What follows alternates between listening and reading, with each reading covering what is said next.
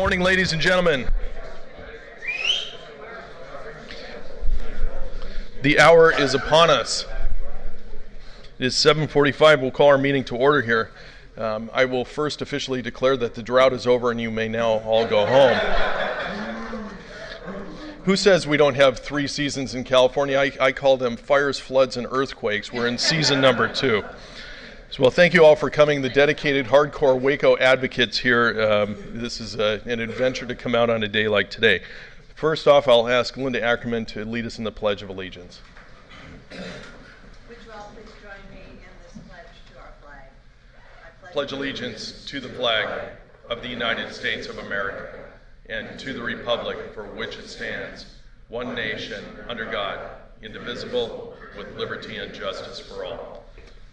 Thank you very much, Linda. Is there any announcements or introductions? Anybody new in the room today that'd like to introduce themselves to the group? Seeing no takers? You guys just being shy out there? All right. So, Linda, you're up first with the Met report.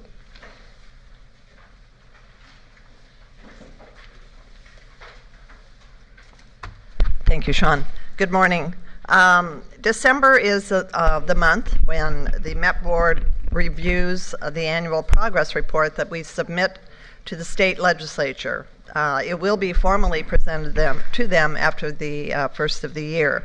In a nutshell, Met reported conservation water savings for 2013-14 of 757,000 acre feet with an investment of $33.7 million.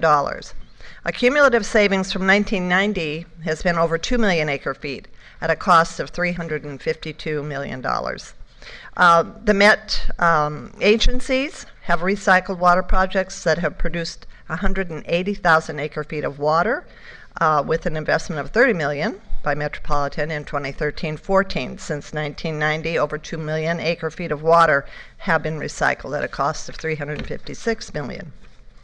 The groundwater recovery programs have produced 132,000 acre feet of water, 68,000 acre feet of that with a Met investment of $9.4 million.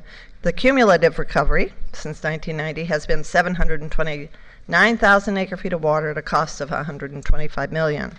I'll do the math for you. That adds up to 1.5 million acre feet of conserved, recycled, and groundwater recovery from 2013-14 and 17.9 million acre feet since 1990. Met's investment for this was $58 million in 2013-14 and $833 million since 1990, which was the inception of these programs. The board also took action this month and voted to authorize a $40 million increase in our conservation budget. This brings the total of authorized conservation funding to $100 million for the 2 budget years of 2014-15 and 15-16. This increase was driven primarily by conservation demand programs like turf removal during this drought. The increase can also be partially contributed to the $5 million advertising program from our conservation media programming that has been ongoing for the last several months. I'm sure many of you have either seen local programming advertising on television, or you've heard it on the radio, or you've seen and heard it through social media. The biggest news, or at least the most, the agenda item that caused the most discussion, was the approval of adjustments to Metropolitan's water supply allocation plan in response to the current drought. 4 adjustments were developed over the last few months after 8 workshops with the member agencies. The goal of the adjustments was to update and improve the allocation plan overall. The first adjustment was to update the base period that they used from an older, outdated time frame to a more recently observed time frame using fiscal years ending in July 2013 and 2014. The second adjustment will modify conservation demand hardening credit, and this will be based on a gallons per day daily use instead of a calculation-based estimate of water use. The third adjustment, and probably the most controversial, was the addition of a groundwater replenishment allocation that is not currently in the plan. The fourth adjustment is an allocation enforcement. This will replace our current penalty rate enforcement with a cost of service based on allocation surcharge. These adjustments were thoroughly discussed and vetted at this meeting. No one was happy about everything, but they were happy about some things. But all agreed it was good policy, as I do for the region, and it is need-based. This was a very good presentation, and you can pull these up online just by going to MWDH20.com, and you can read the details about these adjustments, particularly the groundwater. In the Bay Delta, all eyes are on the current storm in Northern California. What we wait for is what we call the first flush, and the turbidity it might bring to the delta as it comes down through the system. The storm could bring a large amount of water, which would create this turbidity in the South Delta. And we don't like this because the delta smelt like that turbidity because they're able to hide in it and kind of just coast along in it, and they coast right up to the pumps. When they hang in the delta, that's when they shut down our pumps because we take too many of them. So the prediction is that this flush won't happen, but we shall see. It was a pretty good storm up north. And that's my report, and I do have a fact for you to ponder on this morning. An 8-ounce glass of water can be refilled 15,000 times for what it costs to buy a 6-pack of soda. Makes you wonder about the price of water. Thank you.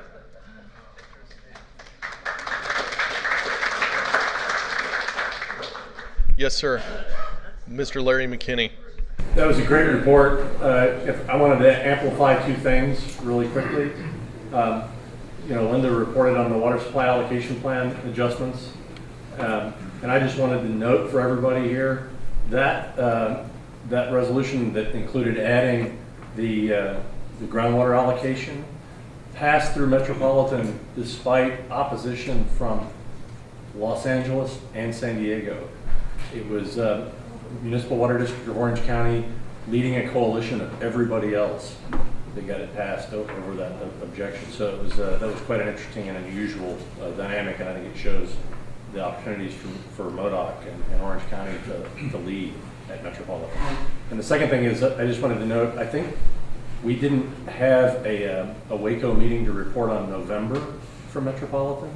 So I just wanted to note that at the November meeting of Metropolitan, as many of you know, Metropolitan dedicated the courtyard between Metropolitan and Union Station as the Jack Foley courtyard. Well done. Mr. Foley is well deserved of a courtyard at least, and if not something much more. Well, thank you for that, Larry McKinney. I don't see Mr. Swan in the audience, so I'm going to ask Kathy Green to give us the Aqua report. Kathy? And I will make this fairly brief since I see most of you in the audience. I saw you in San Diego. So we just finished our conference. It was a good conference. It really was. Very interesting information. Some really scary. Some really wake you up. Bills in water quality, we were talking about some of the new mandates for looking at even mercury, which we haven't seen for a while.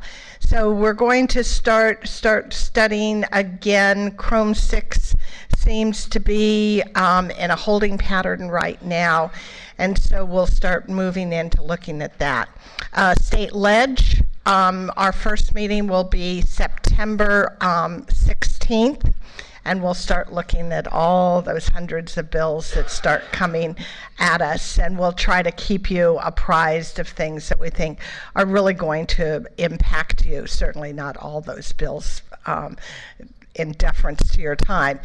Then also, we were looking at the water bond, how that's going to roll out. Different opinions. We believe Governor Brown will bring out his budget in January, and you'll have an idea of what's going to come out of the general fund. Then it'll go into the fight, and then we'll find out how quickly it's going to roll out, what's going to roll out, and who's going to start competing for those funds. The groundwater sustainability, we're looking at refining that now and how that's going to affect everybody. And so those workshops are going on right now. Let's see, what else? I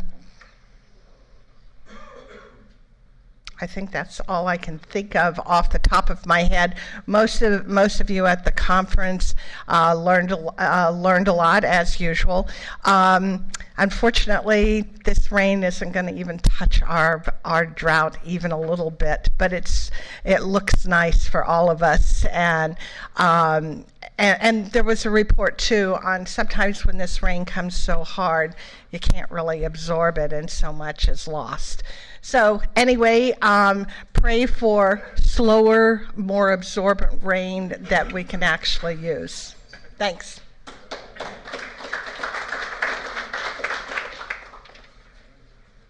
Now comes the time for the election of officers of WACO. It's been 10 years since I started serving on WACO between the Planning Commission as Vice Chair and Chairman.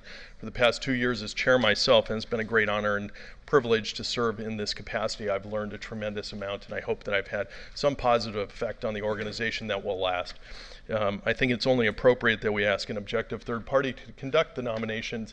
However, I will say that Jose Vergara and Don Froelich both have my full and total complete support. They have made themselves present at many WACO Planning Committee meetings and have collaboratively worked with me and others to bring an agenda forward each month for the benefit of our community. So, Mr. Reed, would you take over?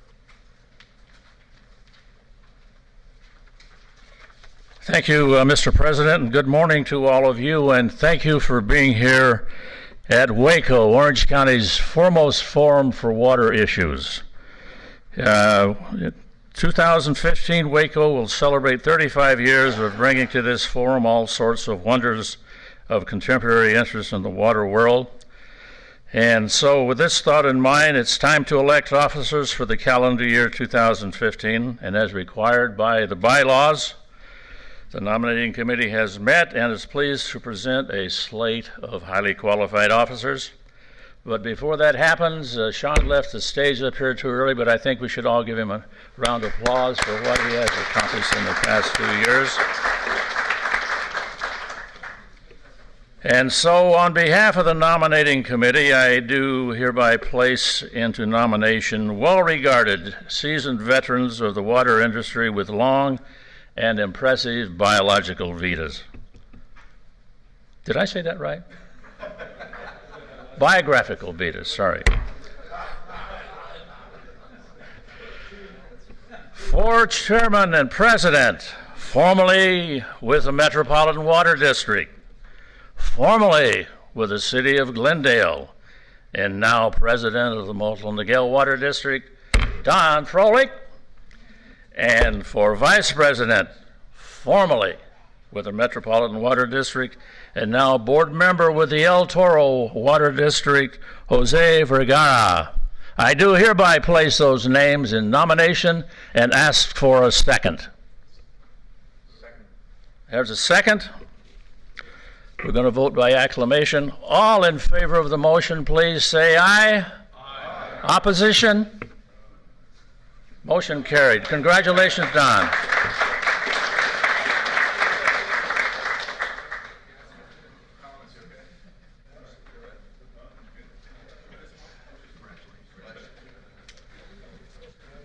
Congratulations to my good friend Don Froelich and Mr. Jose Vergara. Please join me in welcoming them.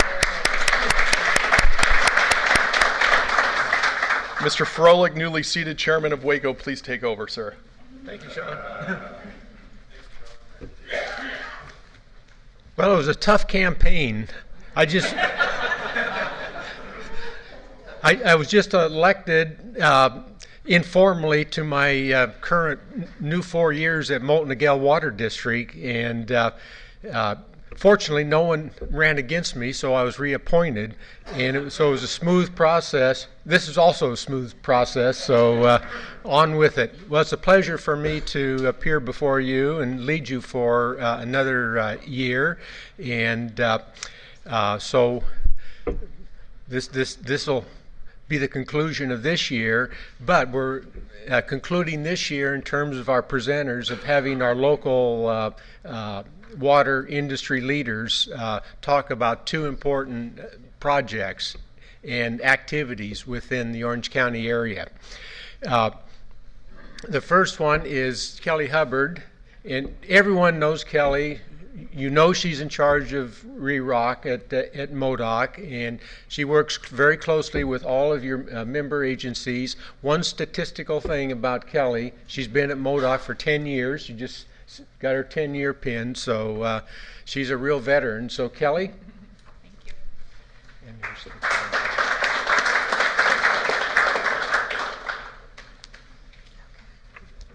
Good morning.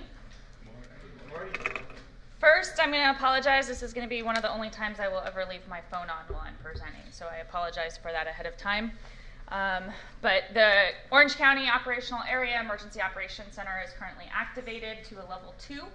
They are activated because of the potential of flooding and debris flows in Santiago Canyon, and so they have mandatory evacuations in Santiago Canyon currently, and there is a flood warning for South Orange County as well currently. So those of you heading back down that way, please be careful on your way.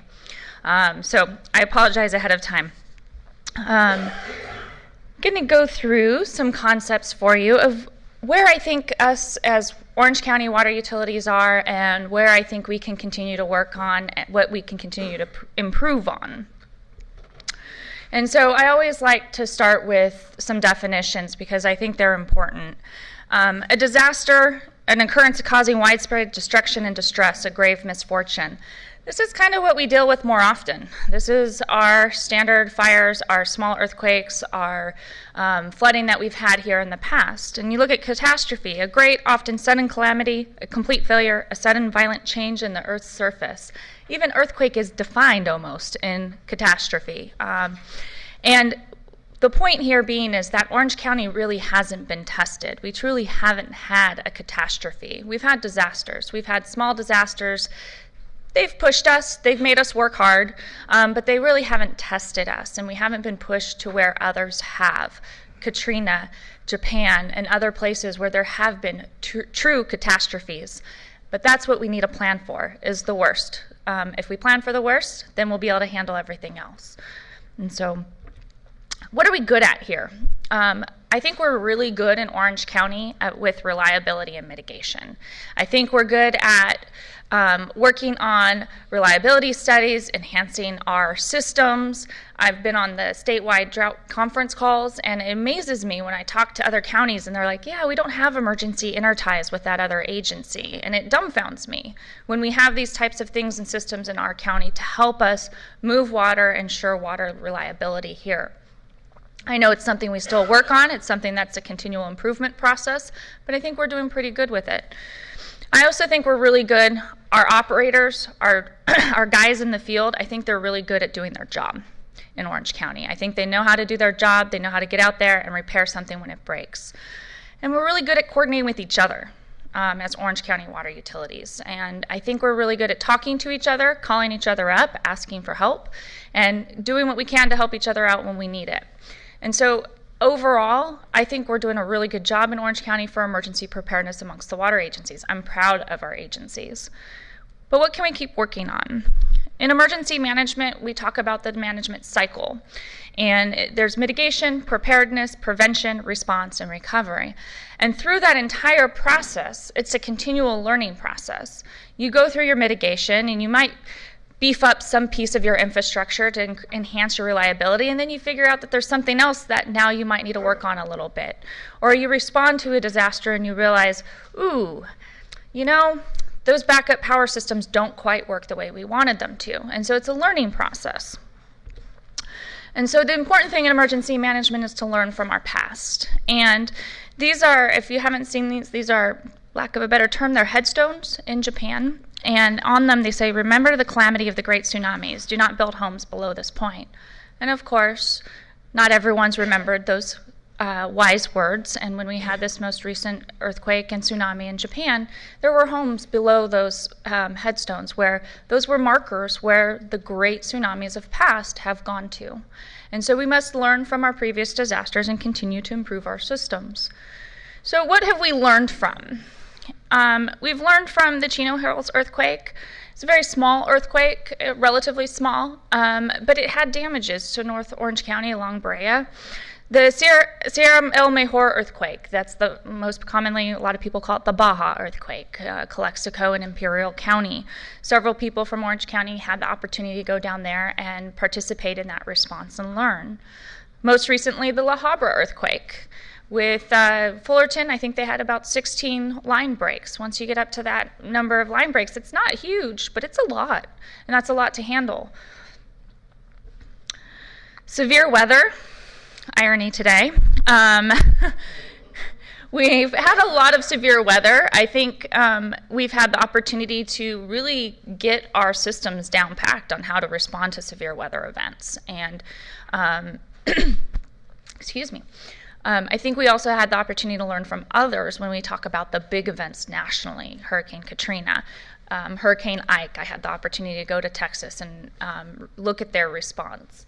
Superstorm Sandy, we've continued to receive more and more reports from the East Coast about how those things were handled and how things went or what could be improved. We also learned from our own man-made or infrastructure-related failures. And Demer shutdown was not a failure. That was just oops, it got really hot when we shut down a major line in Orange County. And we used more water than we thought we were going to, and it became a critical issue. Laguna Beach sewer spill and Santa Margarita sewer spill, 2 sewer spills that were relatively not big deals, except for they became more complicated as they continued to look at the issue. The South County power outage. Who knew that one guy could flip a switch in Arizona and shut off a couple million people? We didn't know. So what did we learn from these things? And I'm going to go over all of these lessons. Fires. I just listed some of the most recent. The one on the bottom right, that is the Freeway Complex fire from the Demer filtration plant. Staff stayed 24/7 at the Demer filtration plant, and they took some of those pictures looking across their yard. The fire got really close. They were impressive for staying and continuing to make sure that we had water in Orange County.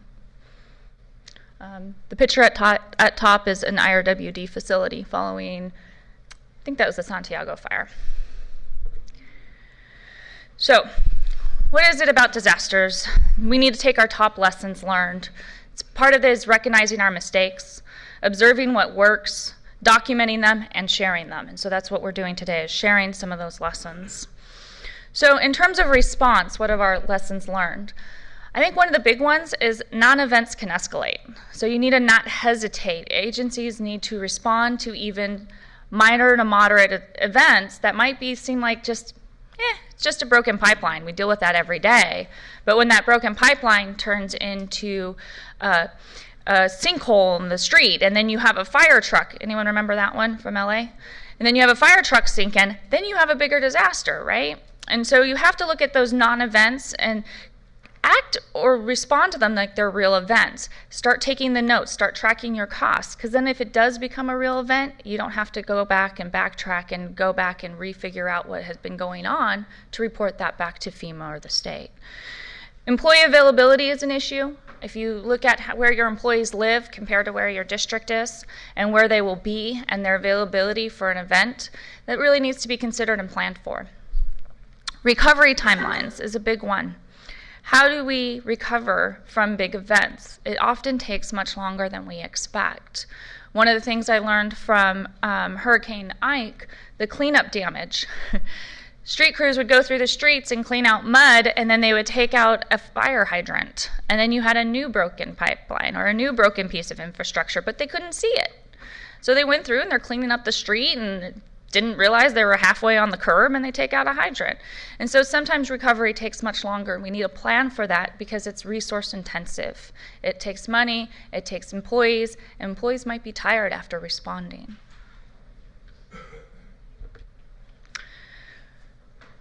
We're really good at coordinating with others, especially within the water world, but we do need to continue to work on how we coordinate with others outside of the water world. And I think one of the biggest hurdles we face in the water industry is we are first responders as water employees, but it's not always looked at that way by fire departments or law enforcement. And so continuing to build those relationships and have them recognize our staff, the water utilities' role in responding to that disaster is a big part to our success and response. And so we've been doing that for quite a few years now. We've been working on making sure that the water department is invited to the field incident command post so that we have representation out in the field with the fire department, the law department, whoever else might be there. We've also been working on how do we get access, and they don't turn. We used to have a problem with them turning us around when there's an evacuated area and say, nope, it's all evacuated, except for we're part of the responding force. And so unless it's not safe to enter for people to work in there and just check on a pump station, check on a piece of infrastructure, then we need to make sure we have access. And we've done a great job of improving that here. But it's something that will be a continual work in progress. I think the whole community response is important, and that plays into interdependency planning and reentry coordination. We're all very interrelated. When we talk about reentry coordination, you have an evacuated area. The canyons are evacuated right now. If we lose an Edison electric line and we maybe have some pipelines, water pipelines, should we be letting the public back in, or should we be making sure all of that critical infrastructure is back and in good shape and that there's no safety hazards related to that before we let the public back in? And that's part of that whole community response and planning and making sure we're working together when we do that response and recovery.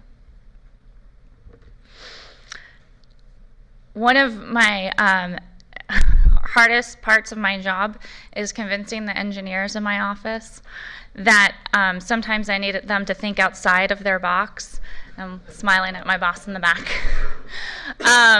Sometimes it's, you often talk to engineers, and one of my favorite quotes, and I don't think I have it in here, is from an engineer from Japan. And one of the things he said is, engineers and design, and when we design our infrastructure, is based on assumptions. And our assumptions are based on what we know and what we know to be true at the time. And sometimes our assumptions and our known facts are not always what is actual or factual. And so as things progress in Japan, when the land, they build a 30-foot tsunami wall, and that's how tall the tsunami was. But then that wall sinks 4 to 5 feet because of the land subduction. What do? Your assumptions were correct, but you can't always plan for everything. And so part of disaster planning is that you really have to think about the unmanageable. You really have to push yourself outside of your boundaries of comfort to do true planning. You have to think about what would happen if there was a 7.4 magnitude earthquake on the Whittier fault line. It's larger than we've ever had within Orange County. It would be a very large earthquake. And what does that mean for us? What would happen if we had a week-long power outage? How would we handle that? What does that push us? What kind of planning do we have to do if that's the scenario that we're looking at? And those are reasonable scenarios. You look at Superstorm Sandy and how long they didn't have power in certain areas. Those are reasonable scenarios. Might be unimaginable for us, but they're reasonable. And so then you start talking about unique planning, generator and fuel planning. How do you plan for a week-long power outage? You have a dang good generator and fuel plan in your county. And this is actually my ability to put in a plug. Currently, we're doing a generator and fuel survey with all of the water and wastewater agencies. We're trying to get some better ideas about what our agency's capacity and capability is in terms of their backup power, their fuel supply, so that we can create a better plan county-wide to respond to something like a week-long power outage. We've created other unique plans, an urban wildland interface, water utility and fire coordination template. No one else had that, and so we created a template on how do we work together for wildland urban fires. We even have an anthrax point of distribution plan. Sounds a little weird, right? How are we going to have a big anthrax attack? It might be unlikely, it might be a low probability, but by having that plan, I think we'll be ready for any type of public health emergency that might impact our employees and our ability to do our jobs. Training is a constant, and it needs to be constant if you're going to be prepared. You will always fall to your level of training. You're not going to remember that one fact from a training 5 years ago. You're going to fall to the level of training that you have day in and day out. And so supporting the agencies in their training efforts is really key to our preparedness and response capabilities. Taking daily activities and using them as training opportunities is one of the easiest ways to incorporate training into every day. but also participating in disaster exercises. We just had one November 5th with Metropolitan and MWDOC and several of the member agencies here in Orange County. It was a great exercise. I think it's one of the best ones my EOC has had since I've been here in 10 years. And we'll have another opportunity in May. There's a statewide exercise. It's a large earthquake scenario, and Orange County will be working with that. We don't have a date yet. We did, and it's so those of you who might have had a date written down, that date is moving target right now, but it'll be late May more than likely, and it'll be a large earthquake scenario. It'll be really important to have your agencies participate in that. It helps both WACO be prepared, it helps your agencies be prepared, and it helps our planning efforts. Safety assessment and windshield survey procedures is one of our big lessons learned. When I went down to Imperial County after the Sierra El Mejor earthquake, the earthquake was on a Sunday. I got there that Friday. A lot of people had been there all week. I got up to the desk. I'm sitting there. I'm working. And earth starts shaking. Typical after a large earthquake. Pretty significant aftershock. I start getting under the table, and I realize nobody else in the room is moving. They all just keep working. Because after a week, they had 4.5 and greater earthquakes on a daily basis, every couple of hours for the first couple of days. So how do you continue to respond and operate when you have that type of situation? When we have that big earthquake, we're going to have multiple aftershocks. How do you go back and assess your systems? How do you determine what to look at? Becomes very comprehensive and hard to work with. One of the picture there is a reservoir from the city of Calexico. They had employees working on putting steel plates over that on the roof of that reservoir until I got there. And I said, can we get them down? Have you done a structural integrity survey of the inside of the structure? And they said no. I said, can we get them down? And they came down and we checked the inside of it. We asked Metropolitan, they sent a team down to help them do an infrastructure assessment of the inside of that structure, and it was completely gone. The interior structure was not there. And so we have to be careful about how do we assess our infrastructure, how do we ensure the safety of our employees, and that's something I think we need to keep working on and keep thinking about. Pre-disaster contracts is a big, big concept. You should have open purchase order or payment options identified, pre-identified with contractors that you know you're going to use. You have to realize that contractors are going to be impacted too. I talked to a couple of the fuel suppliers, and some of them don't have backup power for a lot of their operations. So how are we going to get fuel from our fuel suppliers if they don't have backup power? And so I've talked to that at least one company, and I said, I'll help you with an emergency business continuity plan. I'll help you write a plan, because if they're prepared, they're one of our primary suppliers in Orange County. I want them to be able to operate. So we have to talk to our contractors, make sure they're ready to withstand a disaster. If we're going to depend on them, it's fair in your contracts to ask them to share their emergency plans, to share their business continuity plans, and make sure that they're ready to respond. Know what resources exist out there. The other fun one is after-hours contact information. Make sure it's a phone number of someone who can actually make a decision. Not someone who's going to say, you know, I'm the after-hours on-call guy, but my boss doesn't like it when I call at 8 o'clock at night on a Friday. That doesn't help. You need someone who can make a decision. And so those are things that we continue to work on. And there we go. Checking my time. Just a few pictures from Calexico. One of the things, just to reemphasize that need for special types of equipment and contractors that you might need. They had a brand new 10 million gallon clarifier. Luckily, they still had their 4 million gallon still operating. They were in the process of decommissioning it, but it was still in workable order. They lost their brand new 10 million gallon clarifier, and so they needed to be able to figure out enhanced treatment operations until they could do a permanent solution. And we asked around, and the military didn't have anything at the time. All of their resources were deployed, and so we started calling around the nation. And the closest concept that we can find were these trucks.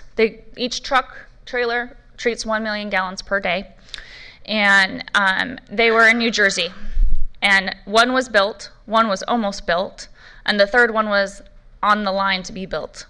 they're built to order, and so they weren't available right away. And so what they did was the first 2 rolled out within a few days. They put 2 drivers per truck. They would drive 24/7. And then they get there, and then they have this really tight area, and you can see in that bottom right how close that truck is to that fire hydrant. And they're sitting there, and they're maneuvering, and they're negotiating this truck, and they're moving it around. The guy gets out, and he's really proud of himself, and he's walking around, and I'm like, that was really good. He goes, I know, I've only had my license a week. So you got to think about your contractors. What are their qualifications? What are their capabilities? Where are they coming from? Where are these pieces of infrastructure that we might need in the water industry that are pretty unique? A couple more pictures just to see how it was actually set up once it was set up. Bunch of piping, a bunch of flexible hose going into their system. It was actually a very cool concept. But it was hard to set up, and it was hard to get, and very expensive. So you got to pre-identify those specialty resources. What are our unique needs as a water industry? What are we going to need that others don't know about or we can't find in just any public works yard? We have quite a few non-standard concepts that we might need to work on pre-identifying or looking for. There might be limited providers. There's only so many certified drinking water haulers. There's only so many certified. Right now, the wait list for well drillers is well over 9 to 10 months to have a well drilled because of the drought. So you got to think about those limited resources. Examples, I already provided things like the safety inspection of tanks and reservoirs. How do you do safety inspection of those? Those are pretty limited resources, contractors. The other one that we were working on before I left Imperial County was a 2400 CFS bypass on the All-American Canal. How do you bypass a canal that can't stop flowing when there's damage? And so that's what we were working on. And luckily they found other solutions, but that was a hard one. We hadn't found a solution for that one, but before I had left. Disaster finance policies. I was just talking to East Orange County, or Serrano about this earlier. You have to have really defined policies. You have to have a disaster purchasing limit. Under California State Water Code, you can have a disaster declaration code that allows you to change what your purchasing limits are and how that works during a declared disaster. It's going to become critical when you have to replace pipelines, you have to bring in contractors, you have to bring in resources, and frankly, the stuff that we need to repair our systems isn't cheap. And so we're going to need those types of policies in place for disaster response so that we can get to the business of repairing our pipelines and getting our customers back into service. On the training, I just want to point out that I'm looking at bringing in, I think, one of the foremost experts in California on disaster policy and finance to do a training here for our water utilities. I've been working with him on some ideas of how to put that together, and so hopefully that will be coming soon because disaster finance is a whole nother bag of tricks. It's not just your standard accounting. So, initial damage estimates are critical. We require them to be able to get disaster declarations. And to get disaster declarations in Orange County, we need approximately $9 million in damages and response costs. So when I call agencies and I ask them, how much is this costing you? And they're telling me their streets are still flooded or they're still on fire, I tell them, I understand that, I'm sorry. But can you give me an estimate of how much your staffing's costing? Can you give me an estimate of that pipeline that you know is gone, but is still covered in water? How much of it do you think is gone, and how much do you think it's going to cost you? Those are the things that we're going to need to be able to get that state and federal money rolling and those resources rolling to help us out. And so it's an important part of our process. And it's always a pushback because people they're overwhelmed. They're dealing with the response, and at the same time, I'm asking them to do a little back of the envelope math. But it's necessary and it's important to our process. Just to show you how important the La Habra earthquake, Orange County had just over $9 million in damages. We still didn't get a disaster declaration. And so it becomes very important to share that information and get as much of those costs in as possible so that we can get the reimbursement from the federal or the state funds that may be available. So I just want to end with, although I think we're great in Orange County, we've done great things with reliability, and I know we're prepared. I'm confident in our agencies to be able to respond. I think we all know that our systems will break. This is actually train tracks from New Zealand after one of their earthquakes, and if an earthquake can do that to train tracks, it's definitely not, our pipes aren't going to do well with that, I can't imagine. So our systems will break, and maybe I do have it. The worst case scenario predictions were exceeded. Planning and preparedness is based on what is imaginable, what we allow ourselves to believe, and we can only plan for what we foresee and understand as possible. So we have to push ourselves outside of that box and really think about what is the potential impact, what are the disasters we might need to handle, and how are we going to best meet those needs. Very good, Kelly.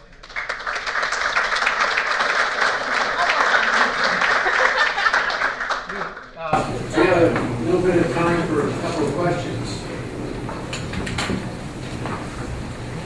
You have a key contacts list. I work in the NASA community, JPL. We have instruments in space, and when something happens, we found that it's very important to make sure that everybody is notified quickly, and the right people, instead of running around cold pits of your stomach, if you're going to do a mission or something, and make sure that all those people get involved and they get together promptly and everybody's coordinated. The second question is, do you have spare parts available, a sparing, you know the kinds of things you need, pipes, valves, etc. So your first question about contacts, we collect more phone numbers from more agencies than I'm sure people want to provide. I have the home phone numbers for most general managers in the county, whether they know it or not. I have the cell phone numbers for most, and that includes the general managers, the operation chiefs, 2 or 3 deep. And then I have the on-call numbers, and we try to update that every 6 months. The hardest process in the update process is making sure everyone gets the updates and that that's shared. And we actually have a new, it's a new phone application that we're loving. So now I update it in one system, and it goes out to all of my staff, and they have it. On the second point about resources and whether or not we have extra resources, unfortunately, WACO does not keep extra resources. But what we do is we have a resource management system, and we have asked all of the agencies to share with us what resources they have. And we know that things, widgets and pipes and things, they fluctuate day to day. But just tell us what you have on average and on hand and in your system or in your yard, and what equipment do you have on standby. And so we have that database. And so when agencies have an issue and they give us a call, we can search that and find out which other agencies might be able to provide that support. Yes, the long lead time items that will kill you. Yes. It's the big generators, those kinds of things that I encourage agencies to find as many contractors for as they can. Sergio? Now, how do you rate the cooperation between all the districts within the county, and particularly between the districts and the cities? You're throwing me a curveball there. I think if I was to be truly honest, I think the special districts have an amazing working relationship. The cities are a little harder. I think there's a working relationship there. There's what I see as something that the cities could work on is their relationship within their own, with their fire department that serves their agency or their law enforcement. Because I see that being a fraction sometimes, where they know each other, they work together, but special districts, we've been working hard to get OCFA to recognize us as emergency responders, and we need to start doing those efforts within the cities as well. I think I need to work on that more. I think I had. NAPA gave a presentation at the WACO conference about the earthquake. Mm-hmm. And they had 105 leaks, and they brought in mutual aid. What's your assessment on how we're prepared for that kind of situation if we had 105 or fewer to the amazing part of what NAPA did was the assistant public works manager who was in charge of the water response. The earthquake was approximately 4 a.m. By 8 a.m., he notified the California Water Wastewater Agency Response Network, the statewide mutual aid network for water and wastewater. By 8 a.m., he told us what he expected to need in response teams. He said he would be needing 10 8 WWA, typed water distribution teams, water distribution repair teams. And then he specified what types of equipment he thought they would need to come with. That was by 8 a.m. By 5 p.m. he had finalized that request, formalized it, put it in writing, put the request out, and we had been able to identify the teams by Monday evening. By Tuesday morning, all of those teams were on scene and responding. And so that assistant public works manager was absolutely ready for that response, and that's what our districts need to make sure they're aware of, is that typing resource, that resource typing resource. When we get into that big event, that will be really key to understand that and be able to request from that, because it predefines exactly what you need in terms of response. I know this is a topic of great interest to the WACO members. Kelly, will you be around after the meeting? There's a few more questions. I just want to make a comment. I worked for FEMA for most of the last 10 years, and Kelly did a great job explaining the program. A couple of points I'd like to make here. If you do have emergency preparedness issues, it's good to hire a contractor rather than have your force account staff to do the work, because FEMA will only pay for their overtime, or they'll pay the full freight for the contractor. That's one thing. And I want you to remember the last flood disaster we had here in Southern California was 2005. There were actually 2 disasters. It was the 3rd week of January and the 2nd week of February. I wrote that on hundreds of reports. and what helps is to have documentation, lots of pictures, and documentation of what you're doing. Your labor, equipment, materials for each of those. To get reimbursed. If you don't have that, then you don't get paid. And so, being forewarned is better. Okay, well, thanks a lot, Kelly. I know it's not the end of your career presenting updates. No.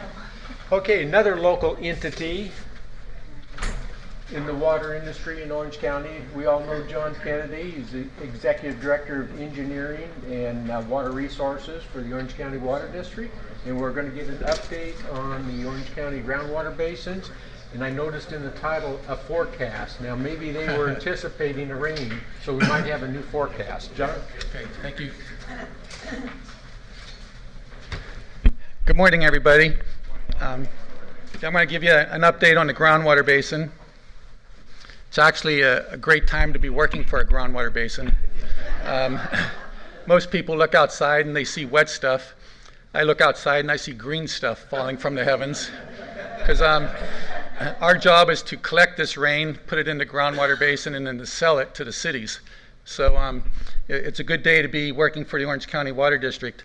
It's actually, it's really a great business model, because we have zero manufacturing cost. Our product comes down from the heavens for free, and we have a monopoly. So anyway, as long as Pierce Swan doesn't try to cut in on our action, we'll be good. Don't tell Pierre I said that. Let me get set up here. So I first wanted to talk a little bit about how we manage the groundwater basin before I get into the status. But we work for 19 groundwater producers to 19 cities within OCWD, and they want us to have a high basin production percentage. They want a stable BPP. They want the basin production percentage to be as high as we can get it, so that they're able to maximize their pumping from the basin, and then they can minimize how much treated water from MWD they have to buy. So that's one of our primary goals. Now, one of the ways we obtain that goal is we buy a lot of untreated water from Metropolitan Water District through MWDOC. We buy this untreated imported water, put it into the groundwater basin, and it helps us sustain higher annual pumping each year. We also, we want to store water for years when import supplies are cut way back. So you always want to save some water for like a rainy day, so to speak, when the import has been cut back.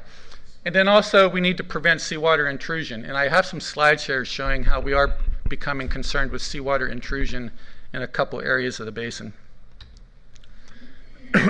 So this graphic really shows it all. It shows how empty or how full the groundwater basin is. The green line shows our accumulated overdraft, we call it.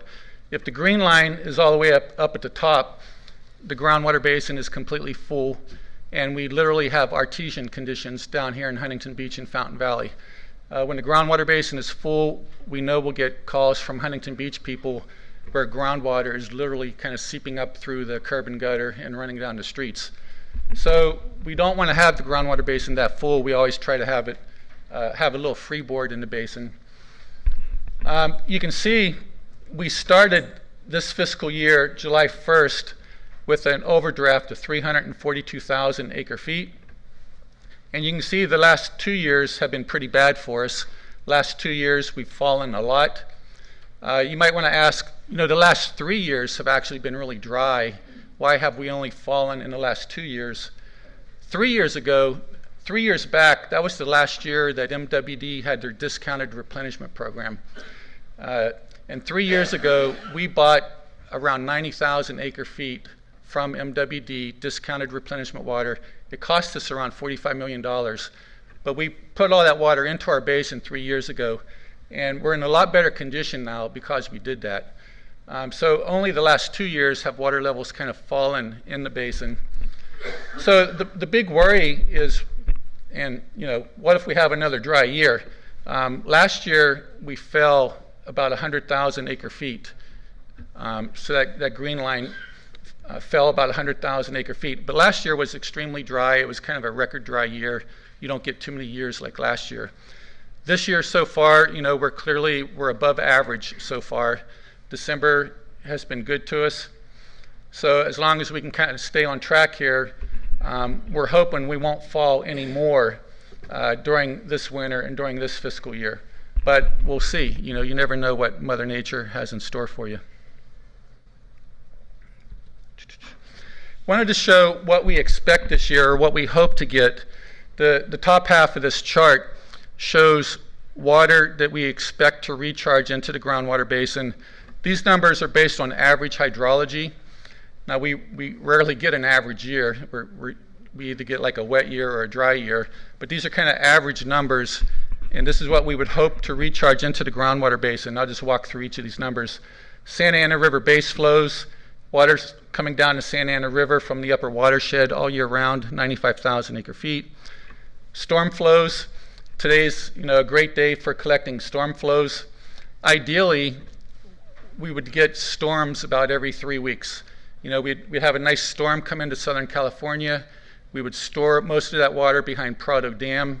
Then we'd have a 2 or 3 week dry spell where we could empty the water behind Prado Dam and then get set up for the next storm. So that's ideally how we like to see storms here at the Water District. Incidental recharge. This is this natural rainfall across the county. So just water coming down into our backyards, into the creeks in the foothills that surround the Orange County Water District. That's incidental recharge. GWRS, 80,000 acre feet. Next year, we're going to be putting over 100,000 acre feet of GWRS water into the basin as our expansion project gets completed. In Met supplies, we're always buying the untreated water from Met. So you can see we're hoping to get 352,000 acre feet of water into the groundwater basin this year. The pumping, the Met cup pumping, we store water for MWD in our basin, and they've asked us to start pumping it out, so we'll be pumping 22,000 acre feet out of the Met account. And then just normal groundwater pumping with a 72% BPP.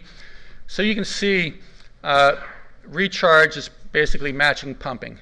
So if we have an average year, recharge and pumping will match, and the overdraft will stay about the same. So, and we'll see what happens. But I did want to mention a couple things. Base flows at 95,000 acre feet. I have a chart here. Last January, when we put this table together, 95,000 looked like a reasonable number. But this past September, we reported to our board that base flows have fallen to 65,000 acre feet. So we're already 30,000 acre feet in the hole for this year, just because base flows continue to fall. And I have a graphic showing this. And then for Met supplies, we don't think we'll get all the Met supplies we were asking for. MWD's had problems. this year with the 5% state water project allocation. Met's been trying to bring in all the Colorado River water they could, but Met's had some internal issues, and Met has not been able to give us all the water we were hoping for. So this is a important graphic as far as Santa Ana River base flows, and I mentioned it's fallen to 65,000 acre feet a year. You can see it was over 150,000 acre feet a year 9 years ago. This has really hurt. This is a killer to your budget. This is that free water that you turn around and sell, and we're no longer getting as much free water into the basin as we once did. There's a variety of reasons of why this is happening. The people in the upper watershed are becoming a lot smarter. They're recycling more of their wastewater. They're generating less wastewater. They're conserving more, so there's less sewage going to the sewage treatment plants. Then after those agencies treat the sewage, there's less, they're just discharging into the river. There's a few agencies who have put wells next to the Santa Ana River, so they're kind of sucking some river water over. So just the economy, the economy was in a recession, and there's a direct correlation as to how much sewage is generated by how robust the economy is. And so for a variety of reasons, this has fallen. The absolute minimum it could fall to is 34,000 acre feet, and we'll see what happens here. And the dry hydrology has also impacted this. With dry weather, you'll get less base flow, even though base flows are primarily treated sewage effluent. I wanted to talk about seawater intrusion. So we're always fighting the ocean. The ocean just wants to naturally come in. So we have the ocean over here, and we have our groundwater basin. And as we draw down water levels in the groundwater basin, we create this natural gradient that the ocean just wants to come in. So, and as you can draw down your basin quickly and get it filled back up, and you really haven't done any damage. The damage occurs is when you draw down your basin and you keep it drawn down for many years. And then you slowly allow seawater to just be creeping in every year. And once seawater comes in, you're kind of screwed. It's really hard to push it back. So we have 4 different areas where seawater likes to come in. We have 4 different gaps here along the coast. We have the Talbert Gap, the Bolsa Gap, the Sunset Gap, and the Alamitos Gap. So starting at the bottom, the Talbert Gap is actually in really good shape because we are injecting up to 40 million gallons a day in our injection wells along the Talbert Gap. That's shown by it looks like a green line, but those are actually about 36 injection wells along Ellis.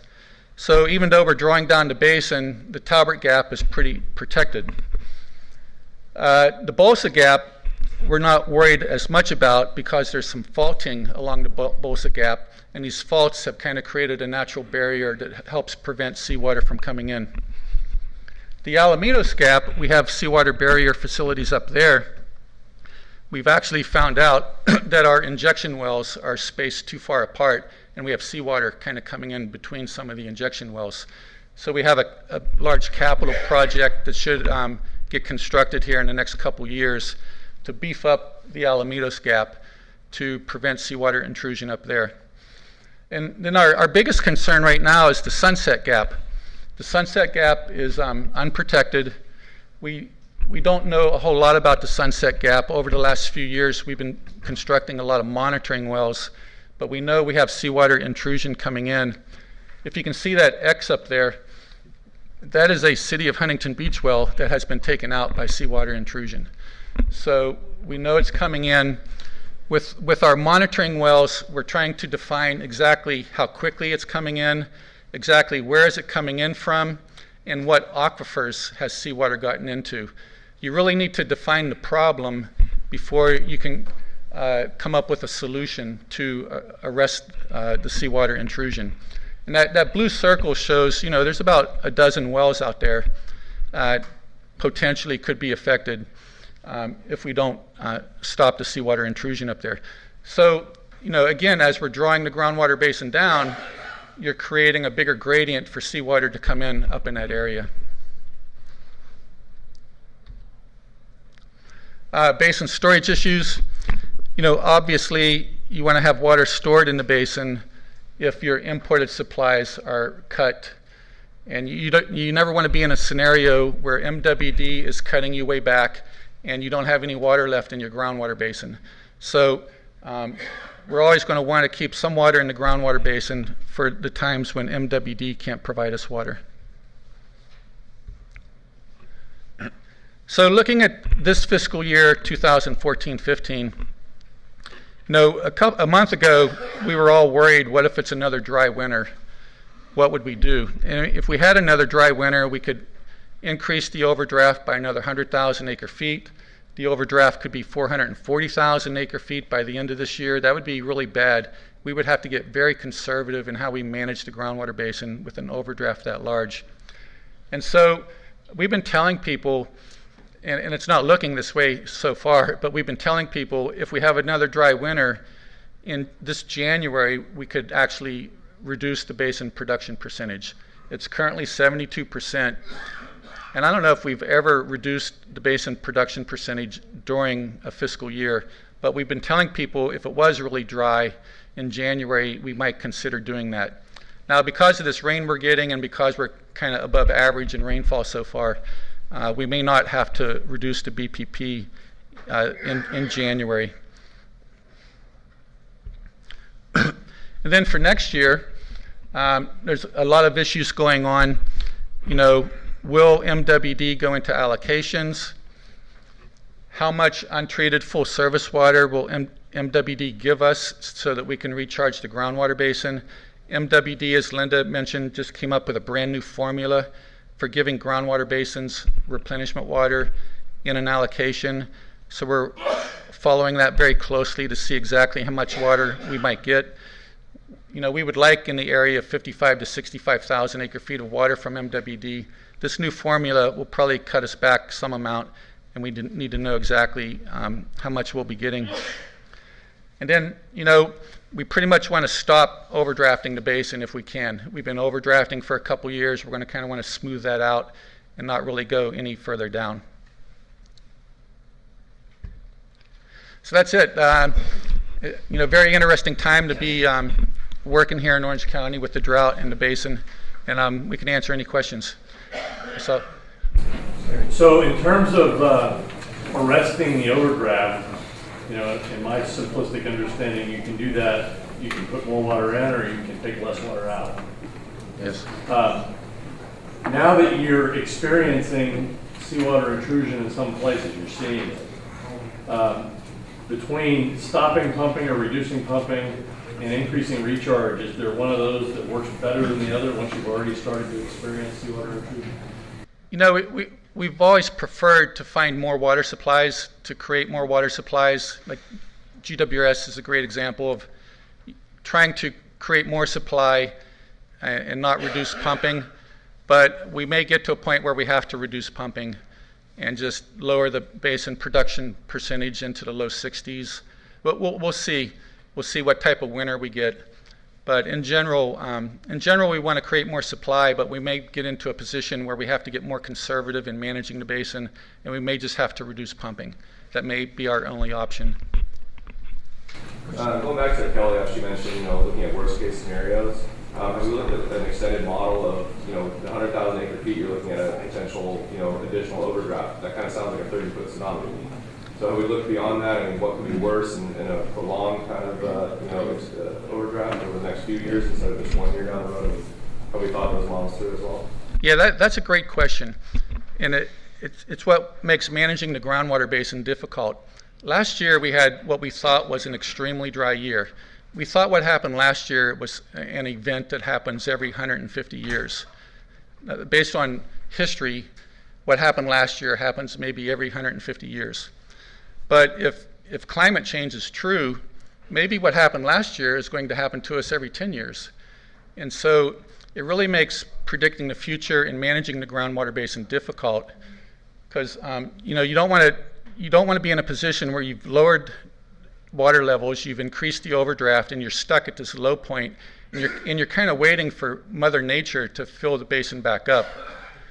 We operate the groundwater basin based on averages. And as long as the law of averages continues, we're generally okay.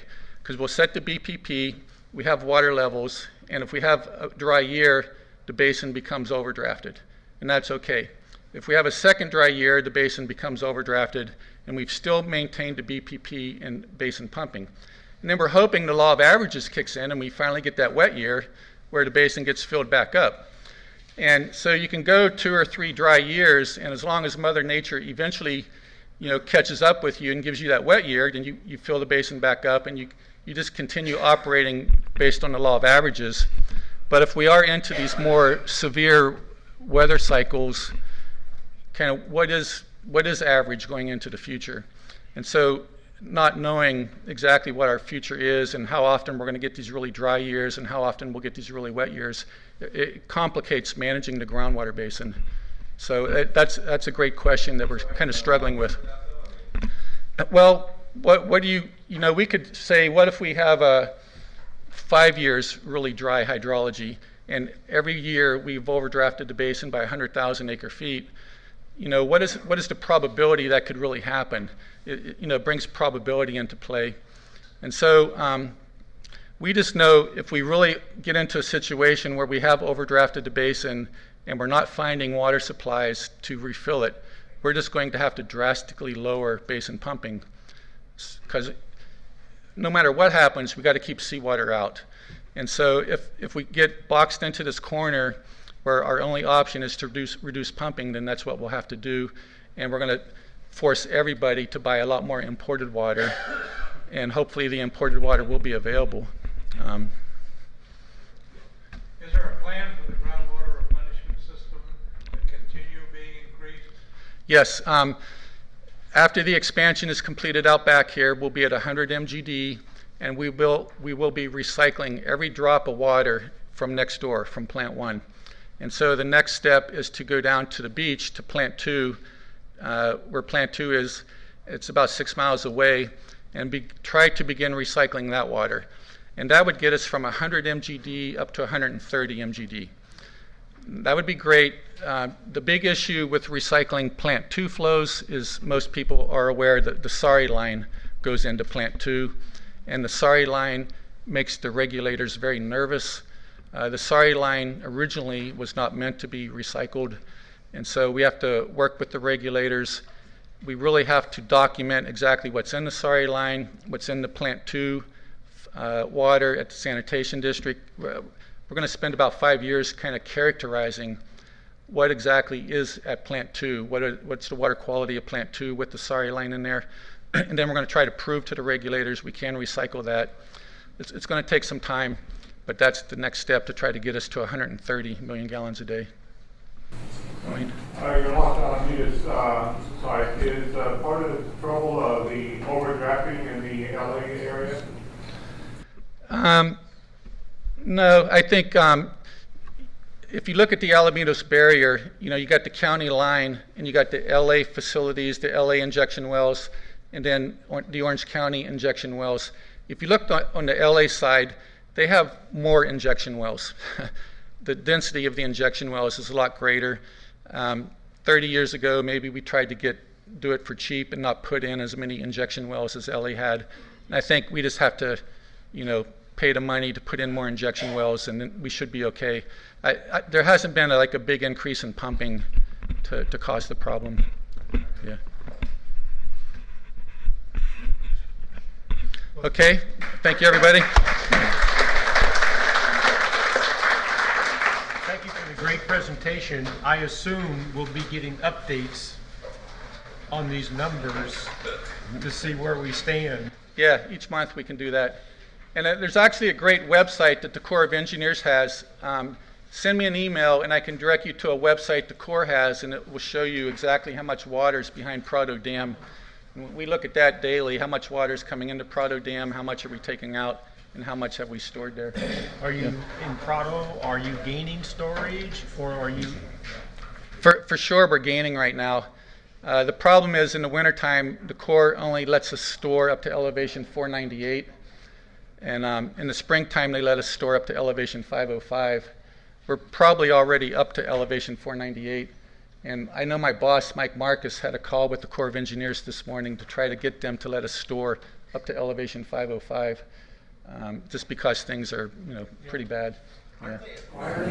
More property so that they can, when we went on the tour, they were going to raise that. What's the status of that? Yeah, that property is being acquired to accommodate the higher spillway that's out there. When they raise the dam, the spillway's higher, and they need to buy more property that they're going to be flooding. It's unrelated to our conservation activities, to how much water we store there. Yeah. Okay, very good. Well, again, thank you. And I know we'll be hearing from you frequently as these numbers change over time. Yes. Okay. Okay, very good. Well, this is our last meeting of the year, and wish you all a great holiday. And we'll see you bright and early 2015. Meeting adjourned.